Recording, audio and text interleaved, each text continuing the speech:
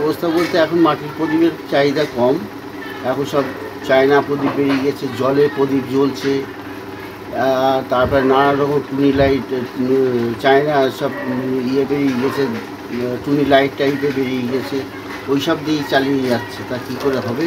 মাটির জিনিসের চাহিদা কম, তা বাদে মাটির জিনিসের আমাদের বংশ পরাপর সব বন্ধ হয়ে যাচ্ছে, মাটি পাওয়া যাচ্ছে না, সাজানি মানে জ্বালানির অভাব, মাটি খুবই অভাব। যে মাটি কিনতাম এক গাড়ি 650 টাকা, সেইটা কিনলাম 3000 টাকা, তাও পাওয়া যাচ্ছে না।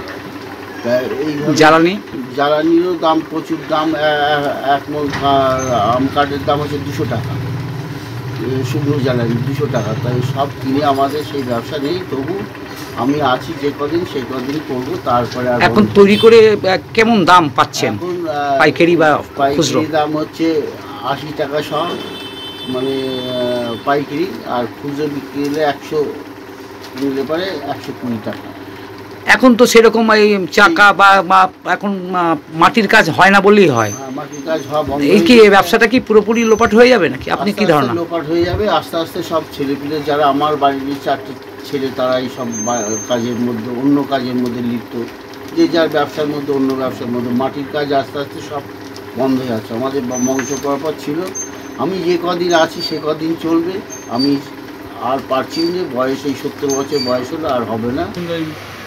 আগেকার দিনে যেমন মাটির প্রদীপ দিলে দ্বিতীয়গুলিতে উদ্বোধন করতো, পুজো জ্বালাতো, এখন সেটা আধুনিক করা হয়েছে, যেটা জল দিলেই আপনার সেই প্রদীপটা জ্বলবে, যাতে হাওয়াতেও নিভবে না, আর প্রায়বার তেলের ঢালতে হবে না।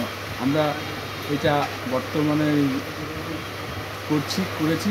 আর আমাদের এই সমস্ত যত লাইট ফাইটগুলো আছে, আমরা খুব কম লাভে কলকাতার দরে দেওয়ার চেষ্টা করি। আর এখানে একটা সুযোগ সুবিধা পাবেন যে আপনি প্রতিটা মাল চেক করে আপনার পছন্দ মতো রুচিসম্মত নিতে পারবেন, যেটা কলকাতায় আপনার পক্ষে সম্ভব না, তারা জ্বালিয়েও দেবে না আপনার। মানে গ্রামীণ এলাকা একটা সুবিধা, এই একটা সুবিধা আপনাদের।